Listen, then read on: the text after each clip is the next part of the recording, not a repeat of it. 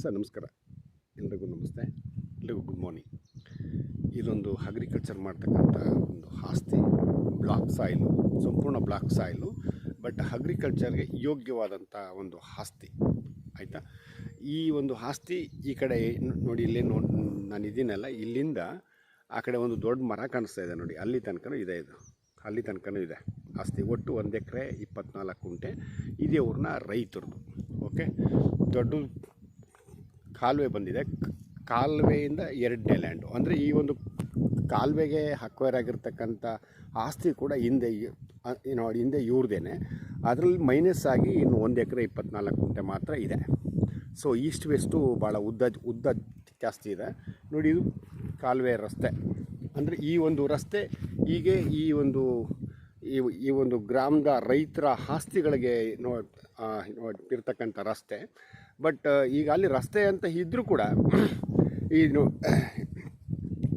ಇದ್ರ ಮೇಲೆ ವಿಶೇಷವಾಗಿ ಯಾರು ಜಾಸ್ತಿ ಓಡಾಟ ಇಟ್ಕೊಂಡು ಇಲ್ಲದೇ ಇರೋದ್ರಿಂದ ಸೊ ಹಾಗೆ ಇದೆ, ಹುಲ್ಲೆಲ್ಲ ಹುಟ್ಕೊಂಡಿದೆ.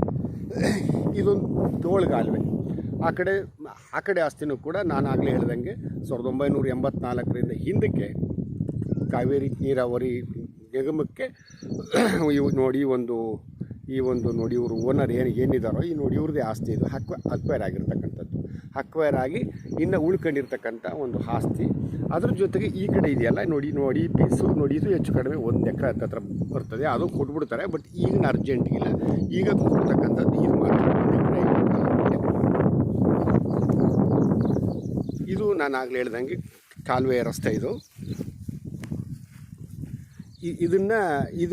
ಇನ್ನೊಂದು ವಿಷಯ ಏನಂತಂದರೆ, ಇದು ಬ್ಲ್ಯಾಕ್ ಸಾಯಿಲ್ ಆಗಿರೋದ್ರಿಂದ, ಅಂದರೆ ಈ ಆಸ್ತಿ ಅಂತ ಏನಲ್ಲ, ಈ ಬ್ಲ್ಯಾಕ್ ಸಾಯಿಲ್ಗೆ ಸಂಬಂಧಪಟ್ಟಂಥ ನೀವು ಯಾವುದೇ ಗ್ರಾಮಗಳಿಗೆ ಹೋಗಿ ಸ್ವಲ್ಪ ಮಳೆ ಊದಾಗ ಸ್ವಲ್ಪ ಪ್ರಾಬ್ಲಮ್ ಆಗುತ್ತೆ. ಹಾಗಾಗಿ ಈ ಒಂದು ರಸ್ತೆ ವಿಚಾರದಲ್ಲಿ ನಾನು ಹೇಳ್ತಾ ಇರೋದು ನಿಮಗೆ. ಹಾಗಾಗಿ ಇಲ್ಲಿ ಸ್ವಲ್ಪ ಗ್ರಾವಲ್ ಹಾಕ್ಕೊಬೇಕು.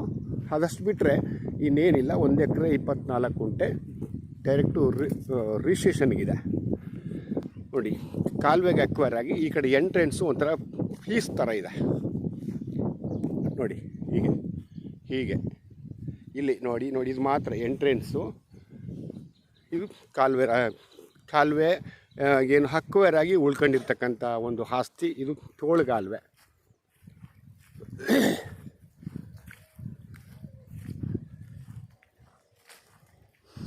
ಅಂದರೆ ಈ ಒಂದು ನಾನೇನು ಹೋಗ್ತಾ ಇದ್ದೀನಿ ಅಥವಾ ನಾನು ನಿಮ್ಗೇನು ಹೇಳ್ತಾ ಇದ್ದೀನಿ, ಈ ಒಂದು ರಸ್ತೆ ಕಾಲುವೆಗೆ ಅಕ್ವೈರ್ ಆಗಿ ಉಳ್ಕೊಂಡಿರ್ತಕ್ಕಂಥ ಆಸ್ತಿ ಆಗಿರೋದ್ರಿಂದ ಇದು ಗೌರ್ಮೆಂಟ್ ಲ್ಯಾಂಡು.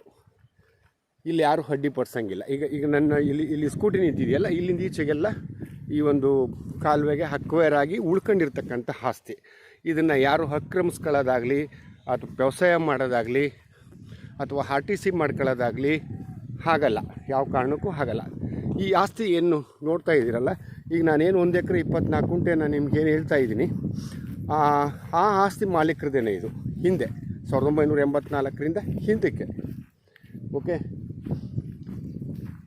ಈಗ ನೀವು ಇಲ್ಲಿಂದನೇ ಇದು ದೊಡ್ಡ ಕಾಲುವೆ ಪಕ್ಕಕ್ಕೆ ಒಂದು 70-80 ಅಡಿ ಅಷ್ಟೇ ಗ್ರಾವಲ್ ಹಾಕೊಬೇಕು. ಅದಷ್ಟು ಬಿಟ್ಟರೆ ಬೇರೆ ಏನಿಲ್ಲ. ಕಾಲುವೆ ಪಕ್ಕಕ್ಕಿದೆ. ಹಳ್ಳಿಯಿಂದ ಒಂದು 1/2 ಕಿಲೋಮೀಟ್ರ್ ಅಂತರದಲ್ಲಿದೆ ನೋಡಿ. ಇದು ದೊಡ್ಡ ಕಾಲುವೆ, ಇದು ರಸ್ತೆ. ಇದು ಅಂದರೆ ಆ್ಯಕ್ಚುಲಿ ಇರ್ತಕ್ಕಂಥ ರಸ್ತೆ ನೋಡಿ. ಆ ಭಾಗನೂ ರಸ್ತೆ ಇದೆ.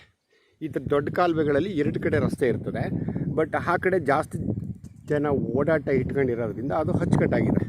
ಇಲ್ಲಿ ವಿಶೇಷವಾಗಿ ರೈತರು ಮಾತ್ರ ಹೋಗೋಂಥದ್ದು, ಇಲ್ಲಾಂದರೆ ಎತ್ತಿನ ಗಾಡಿ ಅಥವಾ ಸ್ಕೂಟ್ರು, ಟ್ಯಾಕ್ಟ್ರು ಈ ಥರ ಹೋಗ್ತಕ್ಕಂಥದ್ದು. ಹಾಗಾಗಿ ಅಚ್ಚುಕಟ್ಟಿಲ್ಲ. ಒಂದು ಸ್ವಲ್ಪ ದೂರ ಅಂದರೆ ಮಳೆ ಊದಾಗ ನಾನು ಹೇಳ್ತಾ ಇರೋದು.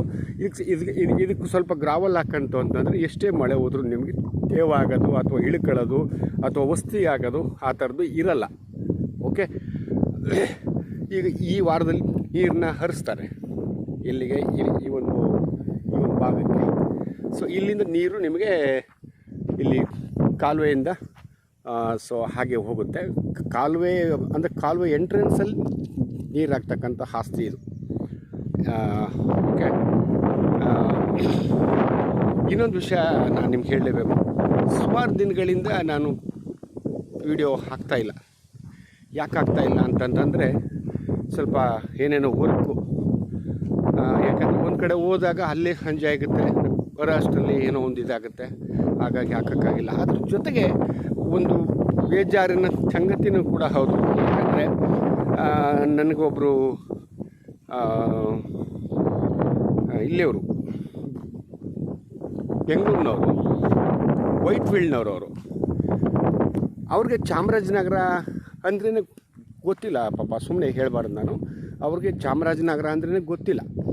ಅಂಥವ್ರನ್ನ 1 ಕೋಟಿ ರೂಪಾಯಿ ಒಂದು ಪ್ರಾಜೆಕ್ಟು, ಅದು ಡಾಕ್ಯುಮೆಂಟು ಅವ್ರ ಹತ್ರ ಏನೂ ಇಲ್ಲ. ಅಂಥದ್ರಲ್ಲಿ ನಾನು ಅವರು ನನ್ನ ಮೇಲೆ ವಿಶ್ವಾಸ ಇಟ್ಟು ಆಯ್ತು ಸರ್ ಮಾಡೋಣ, ನೀವು ಅದೇನಿದೆಯೋ ನಿಮ್ಮ ವರ್ಕ್ನ ಮಾಡಿ ಅಂತ ಹೇಳಿದಾಗ ನಾನು ಅದರಲ್ಲಿ ಒಟ್ಟು 4 ಚಿಲ್ಲರೆ ಎಕರೆನಲ್ಲಿ 2 ಎಕರೆ 9 ಗುಂಟೆನ ರಿಜಿಸ್ಟರ್ ಮಾಡಿಸ್ದೆ.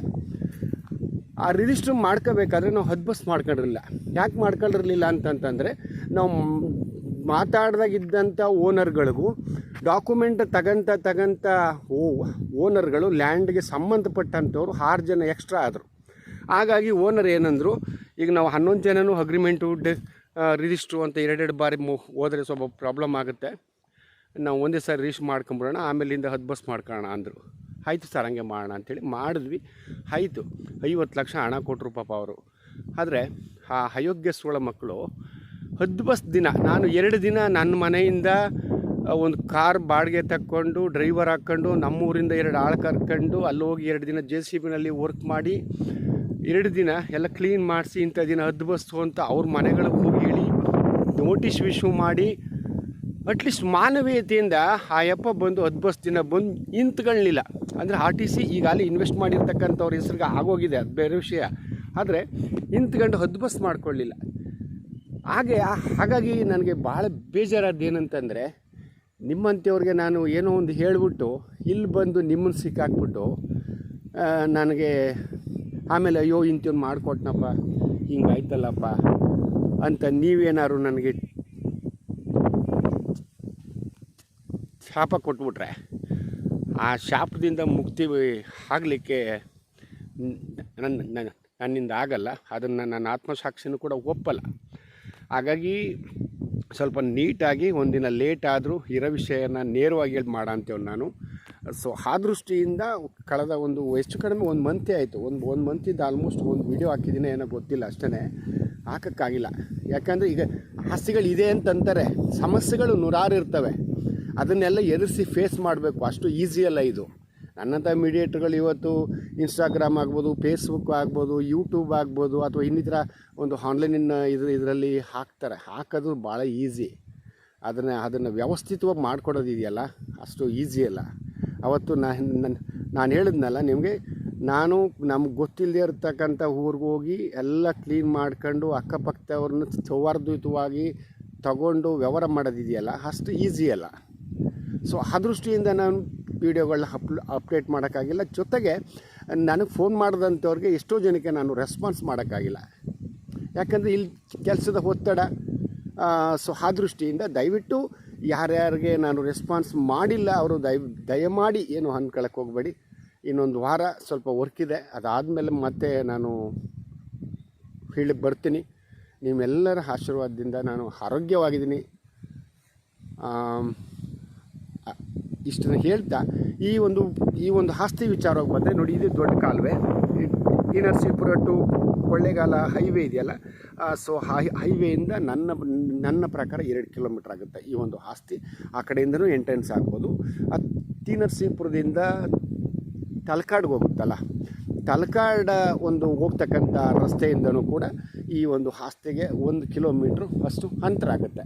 ಲ್ಯಾಂಡ್ ಫಸ್ಟ್ ಕ್ಲಾಸ್ ಆಗಿದೆ. ಇದೆಲ್ಲ ಗೌರ್ಮೆಂಟ್ ಲ್ಯಾಂಡು. ನಾನು ಆಗಲೇ ಹೇಳಿದಂಗೆ ಕಾವೇರಿ ನೀರಾವರಿ ನಿಗಮಕ್ಕೆ ಅಕ್ವೈರ್ ಆಗಿರ್ತಕ್ಕಂಥ ಆಸ್ತಿ, ಕಾಲುವೆಯಿಂದ ಉಳ್ಕೊಂಡಿರ್ತಕ್ಕಂಥ ಆಸ್ತಿ ಇದು ಯಾರಪ್ಪನ ಸೊತ್ತಲ್ಲ, ಇದು ಗೌರ್ಮೆಂಟ್ ಲ್ಯಾಂಡ್. ಇದು ನೀವು ಈಗ ನಾನೇನು ತೋರಿಸ್ತೆ ಅಲ್ಲಿಂದ ಒಂದು ಸ್ವಲ್ಪ ಟ್ರಾವೆಲ್ ಹಾಕ್ಕೊಂಡು ಸ್ವಲ್ಪ ರೆಡಿ ಮಾಡ್ಕೊಬೇಕು. ಬಟ್ ಎಂಟ್ರೆನ್ಸು ಒಂಥರ ಸ್ಕ್ವೈರ್ ಇಲ್ಲ, ಅದಾದಮೇಲೆ ಸ್ಕ್ವೈರ್ ಇದೆ. ಆಸ್ತಿ ಡಾಕ್ಯುಮೆಂಟ್ ಎಲ್ಲ ಕ್ಲಿಯರ್ ಇದೆ. ಇದೇ ಊರಿನವರು, ರೈತರು, ನನಗೆ ಗೊತ್ತಿರ್ತಕ್ಕಂಥವ್ರು.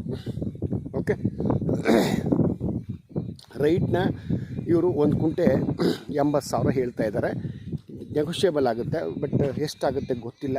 ಇಂಟ್ರೆಸ್ಟ್ ಇದೆ ಅಂತೇವ್ರು ಫೋನ್ ಮಾಡಿ, ಅಕಸ್ಮಾತ್ ನಾನು ಫೋನ್ ರಿಸೀವ್ ಮಾಡಿಲ್ಲ ಅಂತಂದರೆ ಮೆಸೇಜ್ ಹಾಕಿ, ನಾನು 100% ರಿಪ್ಲೈ ಮಾಡ್ತೀನಿ. ನಂದು 2 ನಂಬರ್ ಇದೆ, ಈಗ ಅಲ್ಲಿ ಪ್ರೆಸೆಂಟ್ 2 ನಂಬರ್ ಇದೆ, 2 ನಂಬರು ಕೂಡ ಹಾಕಿರ್ತೀನಿ.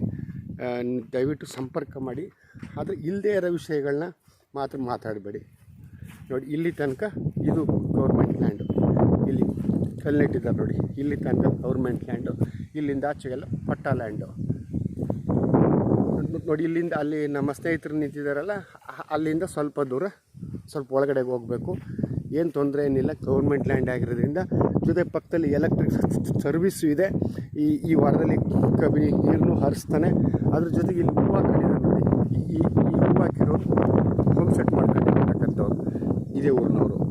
ಈ ಮಣ್ಣಲ್ಲಿ ಆಗಲೇ 4 ಸಾಲ ಮಾಡುವಂಥ ಆಸ್ತಿ.